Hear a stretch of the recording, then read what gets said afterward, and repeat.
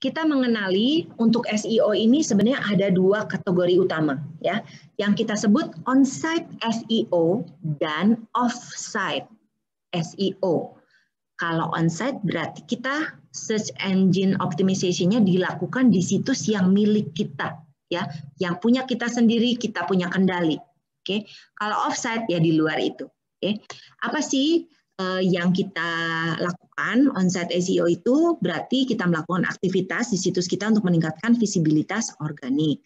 Kita optimasi situs dan konten untuk meningkatkan aksesibilitas, relevansi, dan pengalaman para pengguna. Gimana caranya? Ya, kita work on this.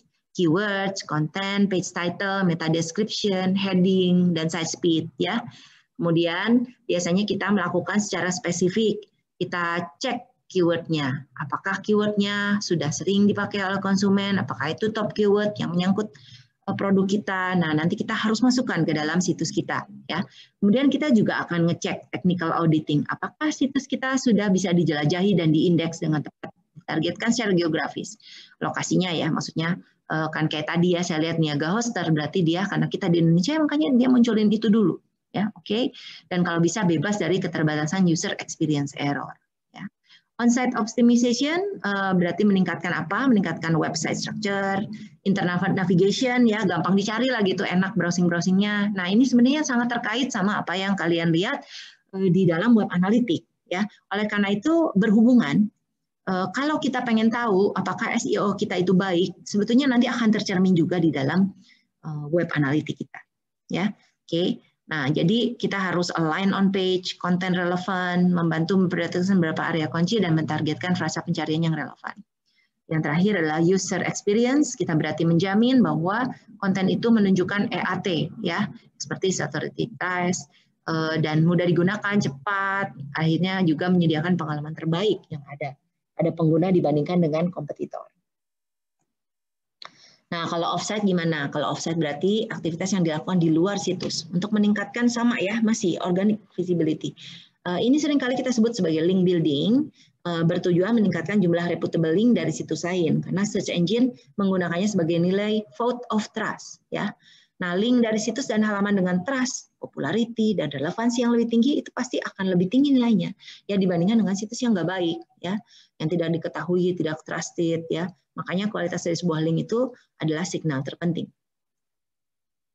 Apa sih aktivitas yang kita lakukan dalam offsite SEO? Yang pasti ada 3 kategori yang ini. Pertama adalah content marketing ya. Kita berarti kita berusaha supaya berkualitas gitu ya situs kita sehingga nanti akan dapat link dari reputable website atas konten kita yang unik.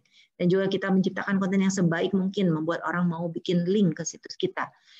Biasanya sih isinya ya seperti biasa yang paling menarik itu memang bermanfaat. Jadi misalnya seperti how to guide, story, visualization, news, atau research dengan data yang meyakinkan itu biasanya akan bermanfaat dan berdampak ya dalam SEO kita. Kemudian kita yang kedua adalah digital public relation, ya PR. PR menyediakan alasan bagi situs lainnya untuk membahas dan melink sebuah website. Bisa aja internal news flow, writing external publication, original research, expert interview quotes, dan lain-lain. Outreach and promotion, ini termasuk mengkomunikasikan dengan key jurnalis, blogger, influencer, atau webmaster tentang sebuah merek, sumber daya, konten, atau public relation. Sehingga kita dapat bahasan dari pihak lain ya, sehingga akhirnya melink ke situs kita. Oke, nah jadi kita bisa lihat ini komponennya offsite itu biasanya kita ada mudah-mudahan gitu ya kita bisa dapat supplier, customer, friend, link exchange, directory submission, blog posting, commenting, social bookmarking, forum posting, press release, RSS feed, video submission, social ini 2 kali ya. Oke, anyway. Jadi ini adalah teknik-tekniknya yang bisa kita pakai. Kemudian kita juga bisa melakukan hal-hal ini, social media reach, link bait campaign, video creation, video submission, press release, feeder, website theme, article promotion, RSS feed, blog commenting, directory, dan guest blog post. Kalau saya sih ngerasa ini very exciting gitu ya. Jadi kalian nih generasi muda ya, saya sangat mendorong kalian do something gitu ya. Kalian seriuslah belajar tentang teknologi sekarang ini. SEO ini area yang sangat berpotensi ya menurut saya ya untuk pekerjaan kalian karena it's the technology era. It's here. Kalau kita nggak tahu caranya, kita ketinggalan. Oke, nah sekarang gimana sih, apa aja faktor untuk mendapatkan higher ranking di dalam search result? Yang pertama kita bisa pakai meta description, yaitu berarti di halaman web kita masukkan ada meta description, dan juga ini biasanya kalau pas lagi muncul gitu ya, pas lagi kita search, yang keluar itu adalah meta description ya. Biasanya maksimum 160 karakter yang kelihatan ya. Yang maksudnya kita boleh aja lebih panjang, tapi kita ingat-ingat bahwa yang kelihatan sebagai hasil dari search result itu sekitar 160 karakter doang. Dan kita selalu menciptakan konten yang menarik dan juga menggugah gitu ya, dengan key phrase, dengan frasa-frasa kunci, sehingga audiens mau ketemu ke situs kita. Yang kedua sitemap ya, tadi udah disebutkan. Yang ketiga URL slug. Nah, URL slug itu berarti address dari situs kita. Nah, oleh karena itu pada saat kita memilih URL itu kita juga harus berpikir bagaimana kita bisa cari istilah yang baik supaya bisa kita bisa membantu ya SEO dari situs kita. Oke, selanjutnya kita juga bisa memanfaatkan header tag ya. Ya, jadi keywords di H1, H2, H3 dan seterusnya ya bisa dipakai. Kemudian kita juga pakai title tag ya. Itu title tag berarti di setiap halaman situs kita masukkan title tag. Biasanya jangan lebih dari 70 karakter dan unik untuk setiap halaman ya. Dan juga kalau bisa kita tambahkan keyword. Kemudian keyword udah pasti ya, kita harus gunakan keywords kita masukkan dalam coding halaman kita ya, supaya bisa memboost ranking. Kita juga bisa menggunakan internal link ya, jadi misalnya kita nyebutkan sesuatu link ke dalam bagian lain di dalam situs kita, yaitu bisa bantu juga memudahkan meningkatkan user experience. Untuk konten yang pasti ya kontennya harus bagus, berarti, bermanfaat lah ya, gitu, itu udah pasti penting banget buat kita. Kemudian image alternatif, image alt and title tag, include alt and alternative title tag ya, yang memungkinkan. Jadi image itu jangan dibiarkan tanpa title ya, supaya apa? Kan kalian tahu lah Google Image, image google.com gitu kan, itu kan sama juga search, berarti kan gambar-gambar kita di indeks. Kalau kita gambarnya ada alt title tag, itu akan membantu supaya ketemu. Ya, dan biasanya habis itu orang akan melihat situs kita. Oke, keyword density, kepadatan dari keyword, ini adalah rasio dari keyword yang dicari terhadap kata-kata yang muncul di website. Keyword itu muncul biasanya sekali dari ribuan, ya, ribuan kata yang memiliki kepadatan lebih rendah.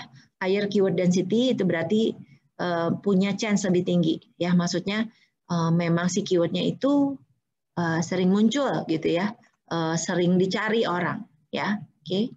Jadi kita nanti harus cek ya keyword apa yang populer untuk bisnis yang kita kelola gitu ya, kan biasanya kalau kita bikin buat bisnis. Oke, selanjutnya faktor untuk faktor tambahan untuk mendapatkan ranking yang baik juga domain authority ya, karena domain authority itu menyangkut trust gitu ya, menyangkut quality. Nah, jadi kita pengen lebih tinggi higher search engine rankingnya ya, kita bisa punya ada link ke domain A, domain B, domain C yang reputasinya baik. Ya. Oke, nah ini ya yang tadi saya sempat sebutkan. Ini kita sebut sebagai sandbox effect, yaitu umur dari domain atau situs kita itu akan mempengaruhi ranking. Ya, kalau misalnya site-nya itu lebih tua dari 12 bulan tapinya, tidak menjadi otomatis rankingnya lebih tinggi sih, ya. Nah, kalau misalnya tidak dioptimisasi. Tapi kalau misalnya kita bisa mengoptimalkan ya sebuah situs yang sudah dioptimalkan dalam jangka waktu 6 ke 12 bulan, itu biasanya sudah bisa di-ranking dengan baik, ya, karena udah terjelajahi, udah terekspos pada user gitu ya. Jadi makanya kesabaran itu adalah kunci. Nah, kita bisa menggunakan berbagai tool untuk SEO ya. Ini saya cari apa sih yang paling populer di tahun 2020. Nah, saya ambil dari PC Magazine. Ini PC Magazine itu termasuk yang trusted authority gitu ya. Jadi makanya aku lihat apa yang terbaru. Nah, ternyata berdasarkan yang mereka munculkan itu ini ada 10 ini, Spyfu, Semrush, Moz, KW Finder ya. KW Finder ya, Advanced Web Ranking, Search Metric, Ahrefs ya, ini Ahrefs sangat populer banget. Links Research Tool, Deepcrawl dan Majestic. Boleh nanti iseng dicek masing-masing yang bisa membantu SEO kita. Oke ya, nah baik, saya mau kasih lihat ini. Jadi saya mau kembali menunjukkan situs saya yang belum operasional, mohon maaf ya. Tapi ini ya, dan terima kasih kepada Frans ya, Frans yang membuatkan situs ini, Frans. Tapi ini ada PR nih, soalnya ini secara SEO masih belum baik ya. Nah jadi saya pengen nunjukin ya, dan saya sebetulnya di CLS juga menyediakan ada checklist ya. Itu nanti saya akan ke sana, tapi itu sangat membantu nanti buat mengoptimalkan. Oke, begini ya. Jadi saya pengen tunjukkan tuh ini. Nah, ini saya pakai sengaja menggunakan Firefox ya. Karena apa? Karena Firefox kita bisa pakai satu tool yang sangat mudah. Pakai aja cari add-ins ya, add-ons. Kemudian nah kamu cari ini SEO analysis and website ya. Sebetulnya banyak sih kalau kalian mau ya. Saya juga yang mana aja sih sebenarnya. Kalian lihat aja yang rankingnya bagus ya. Boleh diinstal. Nih ada SEO Ahrefs juga ya. Ya, iseng aja lah masukin ya. Nah, kita lihat ya. Oke. Nah, ya. Nah, kita ada dengan menambahkan ini, apa yang kita bisa lakukan? Nanti kamu iseng aja kalau kamu memang web developer. Oke, saya tutup ya. Nah, sekarang gimana caranya? Aku mau lihat ya. Sorry, mana sih? Loh, kok jadi hilang? Tunggu. Salah saya. Oke, nah ya, jadi kalau kamu lihat di sini ya, kamu bisa lihat si Ahrefs ini muncul di sini. Ya, saya juga bisa pakai si SEO tadi ya. Jadi saya iseng ya. Ini saya pengen kasih lihat kalian hasilnya kayak apa. Ini aku run dulu si Paywuran. Ternyata dapurcicicantik.com itu cuma 42, jelek ya. Errornya masih banyak nih, lihat nih ya. Jadi ini Frans sekalian ya, kamu biar bisa lihat ya. Jadi apa sih problemnya ya? Title tag-nya katanya oke, udah hijau ya. Nggak ada meta description katanya. Jadi ini nanti harus ditambahkan. Terus nggak ada Google Preview juga ya, missing. Oke. Aduh, jadi aja ketut. Tadi saya nggak okein itu. Fania masuk. Oke ya. Terus kalian bisa lihat di headingnya apa yang udah dipasang ya. Nih ya. Jadi oke, udah dipasangin ini. Ya, walaupun ini juga masih banyak PR ya. Ada generik, ini nggak tahu kata kunci gimana. Terus konten analisisnya dibilang masih belum bagus juga ya. So far. Kemudian IELTS image-nya nggak pakai alt ya. Jadi ini harus ditambahin gitu. Terus in page link, nah, ada dua link antara page, oke, terus ke Shopee dan lain-lain. Bahasanya detected-nya English ya, sebetulnya harusnya bahasa Indonesia juga dimasukkan. Web feed ini udah ada. Nah, kemudian nih, ini ada problem ya, ada 301 redirect are in place ya. Jadi ini nggak benar katanya ya, terus nggak konsisten. Aduh, seru juga nih ya. Nah, terus ini sebenarnya saya nggak masukin ke slide saya ya, tapi kita tuh sebenarnya harus punya yang namanya robots.txt ya. Sorry, ini saya nggak masukin ke slide saya, tapi robots.txt itu ini kita harus ada file ini nanti ada fungsinya ya, supaya search engine bisa menemukan kita.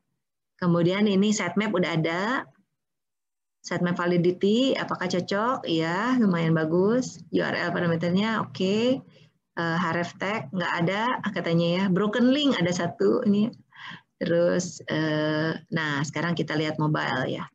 Mobile, oh mobilenya bagus nih. Oke, sip ya. Nah tinggal ini ada problem nih ya. Tab target too small, susah katanya. Terus plugin, mobile view, mobile framework, skema, open graph protokol nih apa, tidak ada open graph tag. Ya benar sih. Twitter nggak ada, memang kita nggak pakai. Saya nggak ada memang Twitter. Kemudian di mark record ya. Di mark record, penasaran apa nih tuh? Di mark ini domain based message authentication report and conformance ya. Jadi untuk setiap ini bisa cek. Oke, SSL secure ya enggak? Nah, ini masih belum katanya ya. Jadi harus tambahin mix content, asset minification. Oh, katanya ini agak bikin lambat katanya ya. Terus ini juga harusnya kamu bisa kompres katanya gitu ya. Lucu juga nih, seru ya. Terus saya kan pakai HostGator, jadi dia pinter juga tahu ada di Houston. Oke, fine, it's fine. Kemudian di sini teknologi apa?